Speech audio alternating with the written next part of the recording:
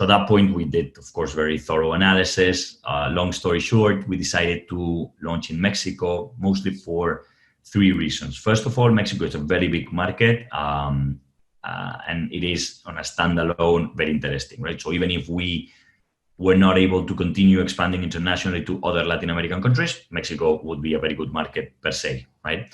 Second thing is that Mexico has got a pretty solid fintech regulation, right? So November 2018, I think it was, Mexico published a fintech law.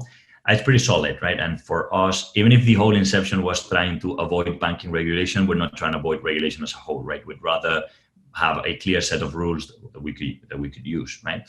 So Mexico was a good starting point because the regulation was very solid, and to some extent, Mexico was kind of mirroring how Spain had transponded the European regulation, right? So at some point, a lot of the things that we had built in Spain, we could recycle for Mexico, right? And then there was a third consideration that might seem a bit counterintuitive, but it wasn't for us, and I think we were right. It is very difficult to be the first player in a particular market, right? You either have hundreds of millions in the bank account, or it is very expensive to create the category, right?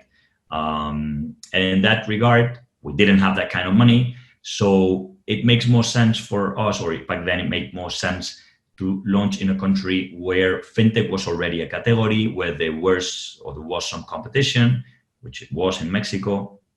However, the opportunity was still pretty greenfield, right? So there was some competition, but not huge players. Still a good opportunity, but we are not gonna need to spend a lot of money in creating the category, right? Explaining people what is it, fintech, what's a neobank, and so on and so forth, right?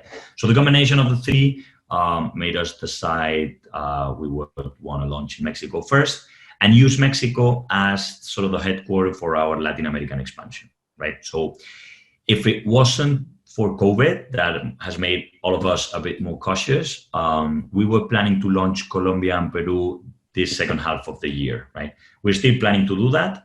The only thing is that COVID has put like a big parenthesis on our plans, right? So it's not going to happen now. It's probably going to happen sometime in Q1, end of Q1, Q2 next year, right? That we will start deploying there.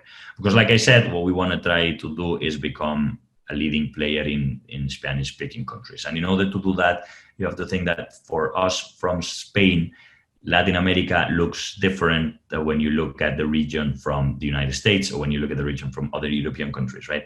In the sense that there are some countries that might not be interesting in a standalone basis because of their size, but they are very interesting for us from a Spanish perspective. For instance, Ecuador, it's a country that's 16 million people, right? So that probably means that there are somewhere around 7 to 8 million bank accounts, right? So it is really, it's a small country, right?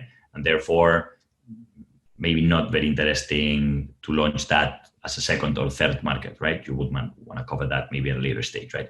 However, when you look at Ecuador from Spain, there are 500,000 Ecuadorians that live here in Spain. I don't really have the number on top of my head, but I think it's somewhere around a couple of billion that flies from Spain to Ecuador yearly. You know that the second biggest polling station in the Ecuadorian presidential elections was in Spain. The second biggest was here in Madrid. Wow. So that gives a whole different perspective when you want to think of your international expansion, right? So we are starting Colombia and Peru because of this, and then we would need to sort of further analyze those corridors. Where is it that we want to position ourselves, right?